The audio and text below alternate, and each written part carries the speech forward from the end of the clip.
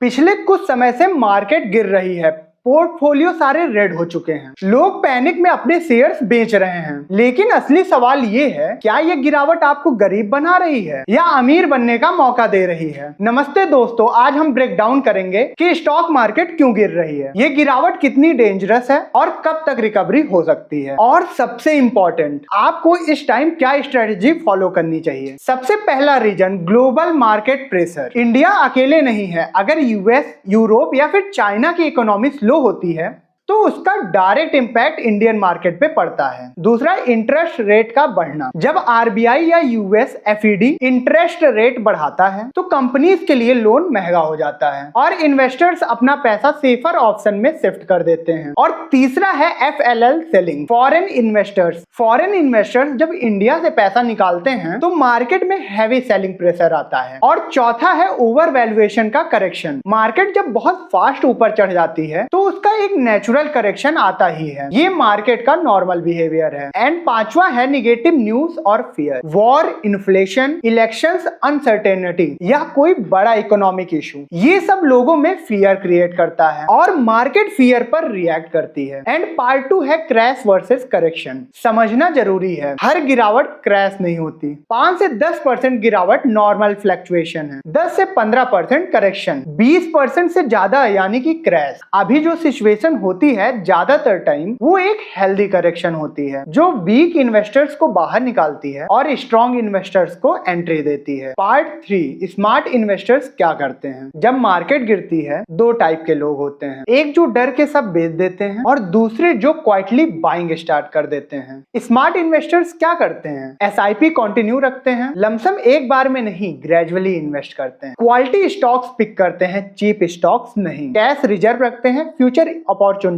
के लिए। Warren Buffett का एक फेमस रूल है, be fearful when others are greedy and greedy when others are fearful. और ये लाइन आज के टाइम पे परफेक्टली अप्लाई हो। एंड पार्ट 4, मार्केट कब तक सही होगी। ये सबसे बड़ा सवाल है कि कब रिकवरी होगी, लेकिन सच ये है कि एग्जैक्ट टाइमिंग कोई नहीं बता सकता। लेकिन रिकवरी कब आती है, जब इन्फ्लेशन कंट्रोल में आता है, जब इंटरेस्ट रेट स्टेबल हो जाते हैं, जब एफआईआई वापस बाइंग स्टार्ट करते हैं, जब इकोनॉमी में कॉन्फिडेंस वापस आता है। हिस्ट्री देखो, 2008 क्राइसिस, 2020 कोविड क्रैश, हर बार मार्केट गिरने के बाद स्ट्रॉन्ग कमबैक किया है। पार्ट 5, आपको क्या करना चाहिए। अब बात आती है सबसे इंपॉर्टेंट चीज की, आप क्या करें। पैनिक सेलिंग बिल्कुल मत करो। अगर लॉन्ग टर्म इन्वेस्टर हो आप तो होल्ड करो, एसआईपी को बंद मत करो, मार्केट गिरने पे थोड़ा थोड़ा इन्वेस्ट करते रहो, सिर्फ फंडामेंटली स्ट्रॉन्ग स्टॉक्स में इन्वेस्ट करो। और सबसे इंपॉर्टेंट, शॉर्ट टर्म नॉइस को इग्नोर करो, लॉन्ग टर्म विजन रखो। मार्केट गिरती है ताकि वीक लोग बाहर निकल जाएं और वही गिरावट स्ट्रॉन्ग लोगों को जिंदगी बदलने का मौका देती है। डिसीजन आपका है, आप पैनिक सेलर बनोगे या स्मार्ट इन्वेस्टर। अगर आपको ऐसी ही रियल और प्रैक्टिकल फाइनेंस कंटेंट चाहिए तो चैनल को सब्सक्राइब करो। तो कमेंट में बताओ आप भी बाई कर रहे हो या फिर वेट कर रहे हो। ये वीडियो सिर्फ एजुकेशनल पर्पस के लिए है, कोई भी इन्वेस्टमेंट करने से पहले अपनी एनालिसिस जरूर करें